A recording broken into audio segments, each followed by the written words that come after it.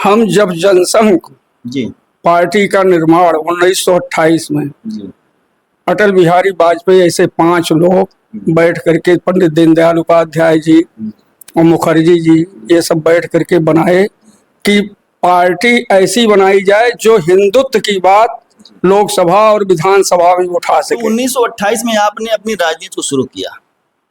राजनीति का मतलब होता नेता। और आज 2025 चल रहा है। पहले की राजनीति और अब की राजनीति, पहले के नेता अब के नेता, क्या आपको अंतर दिखता है? कुछ सुधार क्या बदलाव और आ सकता है, विकास और आगे बढ़ सकता है जब हमारे नेता लोग जो दिल्ली और लखनऊ में बैठ करके राजनीति करते हैं, वो अगर क्षेत्र की जनता के बीच में जाना शुरू कर देंगे तो उससे अधिकारी लोग डरना शुरू कर देंगे। 24 के सभी दर्शकों को नमस्कार। दोस्तों, आज हमारे बगल में जो शख्सियत आप देख रहे हैं वो किसी परिचय की मोहताज नहीं है। आप उस दौरान स्वयं सेवक संघ आपने ज्वाइन किया था जब भारतीय जनता पार्टी का कोई अस्तित्व नहीं था। उस समय भारतीय जनता पार्टी बनी ही नहीं थी। तब से आप मान के चलिएगा कि भारतीय जनता पार्टी की आप राजनीति कर रहे हैं। पहले आप स्वयं सेवक संघ में थे, उसके बाद जब भारतीय जनता पार्टी में, तो आप भारतीय जनता पार्टी में हो गए। आपने कई लड़ाइयाँ लड़ा, आपने कई मुद्दों को उठाया, धरना किया, प्रदर्शन किया, भूख हड़ताल किया, और आज भी आप कोई मुद्दा होता है क्षेत्रीय तो जी जान से जुड़ते हैं और उसको हल करने का प्रयास करते हैं। तो सबसे पहले आपका स्वागत है। धन्यवाद आप जी। हम आपसे एक छोटा सा परिचय चाहते हैं। हमारा नाम है कन्हैयालाल त्रिपाठी जी। हम गोसाईगंज में सभासद थे जी जी 5 बार। जी 4 बार हम थे, 1 बार हमारी वाइफ थी। जी और वाइफ जब जीती थी तो जिला पंचायत, जिला योजना समिति निकाय की सदस्यता की लड़ाई भी उन्होंने लड़ी। और उस समय कुशवाहा एक थी लीलावती, जी जी सपा से चुनाव लड़ गई हमारी वाइफ से, तो हमारी वाइफ को 80 वोट मिला। और 6 निकाय का चुनाव होता है, नगर पालिका अयोध्या यानी फैजाबाद था, वो रुदौली था, बीकापुर था, वैसे गोसाईगंज था, वैसे 6 नगर पालिका और मिलाकर के था। तो उसमें 80 वोट हमारी वाइफ पाई थी, 60 वोटें पाई थी, हमारी वाइफ जीती थी। जी। तो जैसा कि इस समय भारतीय जनता पार्टी करीब 2 पंचवर्षीय मान चलिएगा कि सत्ता में है, और आपने भारतीय जनता पार्टी की जो है सदस्यता कब ज्वाइन किया? ऐसा बताया जा रहा है कि जब भारतीय जनता पार्टी जो है बनी ही नहीं थी तब से आप राजनीति कर रहे हैं। हम जब जनसंघ जी पार्टी का निर्माण 1928 में जी अटल बिहारी वाजपेयी ऐसे 5 लोग बैठ करके, पंडित दीनदयाल उपाध्याय जी और मुखर्जी जी, ये सब बैठ करके बनाए कि पार्टी ऐसी बनाई जाए जो हिंदुत्व की बात लोकसभा और विधानसभा में उठा सके। तब हम जनसंघ ज्वाइन कर लिए।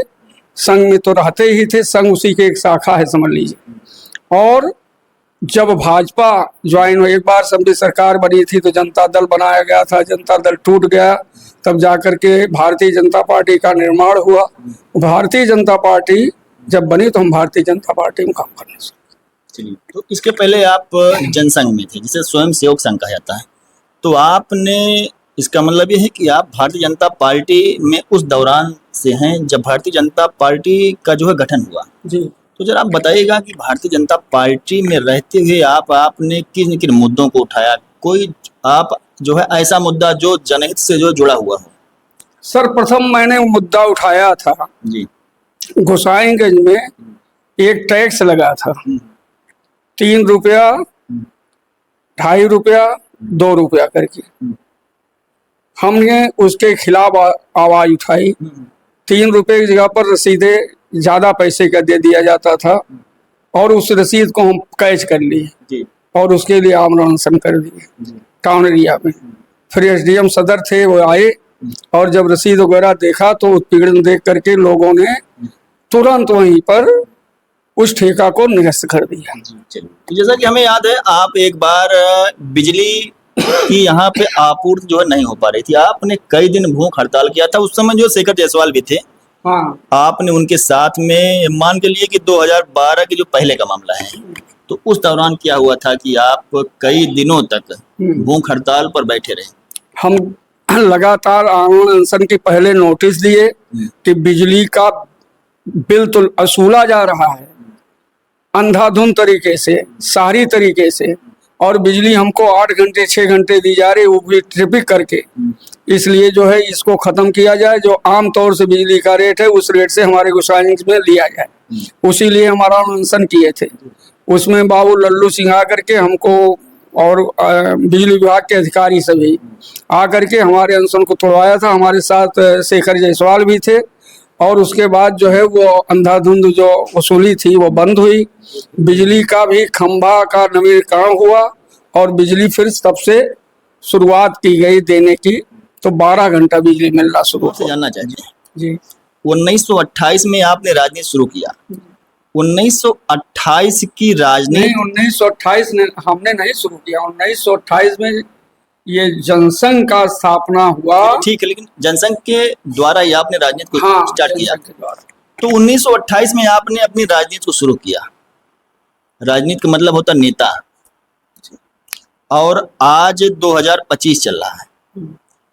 पहले की राजनीति और अब की राजनीति, पहले के नेता अब के नेता, क्या आपको अंतर दिखता है? देखिए, पहले के नेता जो थे वो जमीनी नेता थे, गांव-गांव जाते थे, दौड़ते थे हमारे पार्टी के लोग और जो काम करने की विधि थी उनकी, उसके बारे में हम लोग बताते थे कि हमारा हिंदुत्व जो है वो कैसे आगे बढ़े, हिंदुओं की भी आवाज कैसे उठाई जाए, हमारे जो पूर्वजों के निशानी थे उनको कैसे वापस लाया जाए। जैसे राम जन्मभूमि, श्री कृष्ण जन्मभूमि, विश्वनाथ जन्मभूमि बनारस, और तमाम ऐसे मुद्दे थे हिंदुओं के प्रति जिनको कैसे उठाया जाए। उसको उठाने के लिए गांव-गांव जाकर हम लोग प्रचार करते थे, लोगों को बताते थे। धीरे धीरे लोगों के दिमाग में आया कि हाँ, ये पार्टी जो है सबसे अच्छी पार्टी, इसको वोट देना शुरू किया जाए। सर्वप्रथम हमारा 2 सीट निकला था, माननीय अटल बिहारी वाजपेयी हुए थे और कुछ लोग हुए थे। उसके बाद फिर लड़ाई हमारी आगे, जब लोकसभा में हमारे अटल बिहारी वाजपेयी आवाजों को उठाते थे तो विपक्ष जवाब नहीं दे पाता था। आगे चल करके हमारी पार्टी आगे बढ़ी और बढ़ते बढ़ते आज हमारी पार्टी जो है काफ़ी 10 साल से प्रधानमंत्री मोदी जी हैं, प्रदेश के मुख्यमंत्री योगी जी हैं, और जितनी मुद्दे हम लोग उठाते थे उसको पूरा करते हुए हम आगे बढ़ रहे हैं। इसलिए जनता का विश्वास भारतीय जनता पार्टी पर दिन पर दिन बढ़ता जाता है। चलिए, एक हम आपसे अंतिम सवाल करते हैं। जैसे कि भारतीय जनता पार्टी सत्ता में काबिज है, करीब 2 पंचवर्षीय मान चलेगा, 2.0 चल रहा है। अब विकास भी खूब हो रहा है। क्या आपको ऐसा दिखता है कि अगर भारतीय जनता पार्टी में ये काम कुछ जो है नया हो जाए, उसमें जो सुधार हो जाए, तो पार्टी और ऊपर तक चली जाए? क्या कुछ आपको ऐसा महसूस होता है? हाँ, ऐसा है, महसूस हो रहा है। जो भ्रष्टाचार की विधियां हैं उनको हमारी पार्टी इस प्रकार समाप्त करते जा रही है कि जो भी सरकार हमारी पैसा दे रही है, जो हमारी सरकार ने कहा कि लड़कियों को पढ़ाओ, आगे बढ़ाओ, उसमें आज लड़कियां कम से कम 50% ज़्यादा इसलिए पढ़ पा रही हैं कि हमारी सरकार MA तक के क्लास के गरीब बच्चों को कम से कम 12,000 रुपया साल दे रही है।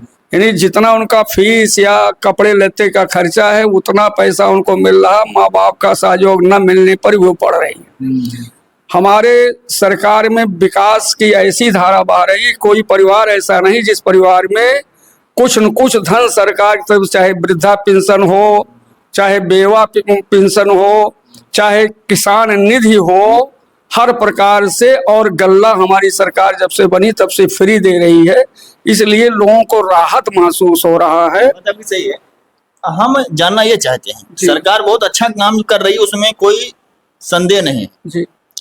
अगर आपसे सरकार पूछे कोई जिम्मेदार आके कि दादा आप बहुत जो है भारतीय जनता पार्टी को बहुत पास से देख रहे हैं, और भारतीय जनता पार्टी को आप तब से देख रहे हैं जब भारतीय जनता पार्टी का गठन जो नहीं हुआ था, तब और अब में क्या ऐसा उसमें चेंज हो जाए, क्या उसमें पार्टी में जो है थोड़ा कुछ बदलाव हो जाए कि पार्टी और ऊपर तो चली जाए, कुछ हाँ, सुधार क्या हो बदलाव और आ सकता है, विकास और आगे बढ़ सकता है जब हमारे नेता लोग जो दिल्ली और लखनऊ में बैठ करके राजनीति करते हैं, वो अगर क्षेत्र की जनता के बीच में जाना शुरू कर देंगे तो उससे अधिकारी लोग डरना शुरू कर देंगे और भ्रष्टाचार कम हो जाएगा। भ्रष्टाचार थोड़ा बहुत अभी दिखाई पड़ रहा है कई क्षेत्रों में, जैसे बिजली वाले क्षेत्र में कहीं मीटर लगा है, कहीं मीटर नहीं लगा है, कहीं बिल जा रहा है, कहीं बिल नहीं जा रहा है, कहीं वसूली हो रही, कहीं नहीं हो रही। इस प्रकार से हमारी सरकार, अभी योगी जी ने कहा कि मैंने इतना पैसा दे रखा है, किसी प्रकार से ट्रिपिंग नहीं होनी चाहिए, किसान को फ्री कर दिया है बिजली, किसान को सूखा का समय में बिजली मिलनी चाहिए। तो ये सब प्रकार अगर आदेश तो लखनऊ से मुख्यमंत्री जी बहुत अच्छा कर रहे हैं, लेकिन अगर हमारे विधायक, हमारे मंत्री थोड़ा सा क्षेत्र का दौरा करें तो और इसमें गति आएगी और लोगों का विश्वास बढ़ेगा। लोग अपना जो कि कुछ कष्ट होगा वो मंत्रियों से कह सकते हैं, विधायक से कह सकते हैं। चलिए, तो जैसा कि आप का मानना है कि जो मंत्री हैं, विधायक हैं, वो अपने दफ्तरों में एसी का आनंद जो है उठाने के बजाय थोड़ा हफ्ते में 1-2 बार अगर वो क्षेत्र का चक्कर काट लें, हाँ, और उनको जो है समस्याएं दिख जाएं, और ये समस्याएं अगर थोड़ा जो अधिकारियों से फोन फान करके कह दे तो उनकी छवि पार्टी की और ऊपर तक चली जाएगी, क्योंकि जनता का काम होगा और जनता उनको चुनेगी। चलिए, अब यहाँ पर एक और सवाल उठता है जी। कि नेता, मंत्री, विधायक का जो है कभी कभी वीडियो आता है, वायरल होता है, और वो कहते हुए देखे जाते हैं कि हमारा अधिकारी सुनता ही नहीं है। भैया, हमारा अधिकारी नहीं सुनता, हमारा डीएम नहीं सुनता, हमारा एसपी नहीं सुनता। इस पर आप क्या बोलेंगे? क्या ये जानकारी योगी तक जा रही है कि योगी तक जो है नहीं जा रही, या जा रही जानकारी और जानकारी के बाद भी वो चाहते हैं कि हम सारा हैंडल अपने हाथ में जो किए रहें? थोड़ा कुछ बताइएगा। ऐसा कुछ नहीं है। हमारे मुख्यमंत्री जी सभी मंत्रियों का बैठक करते हैं, सभी विधायकों का बैठक करते हैं, अधिकारियों का बैठक करते हैं और निर्देशित करते हैं कि हमारे कार्यकर्ताओं का सुना जाए, हमारे मंत्रियों का सुना जाए, हमारे विधायकों को सुना जाए। अगर इनकी कोई शिकायत आपके प्रति आएगी तो मैं कठोर कार्रवाई करूंगा और कार्रवाई उन्होंने किया भी। लेकिन हम ये चाहते हैं और मुख्यमंत्री भी चाहते हैं और उन्होंने आदेश भी दिया था कि हर विधायक अपने अपने क्षेत्र का दौरा करें। कुछ विधायक तो करते हैं और कुछ नहीं करते हैं। विपक्ष तो बिल्कुल नहीं करता, इसलिए कि वो करेगा तो लोग शिकायत करेंगे, तो वो आवाज उठाएंगे तो उसका पूर्ति होगा, अखबार में छपेगा, पूर्ति होगा। तो इसलिए बदनाम करने की नीयत है। बाकी तो काफी काम सुधार के तरफ बढ़ रहा है। चलिए, ठीक है। अब जैसा कि आप जो है कन्हैयालाल त्रिपाठी जी हैं और आपने कई अच्छी राजनीति किया है।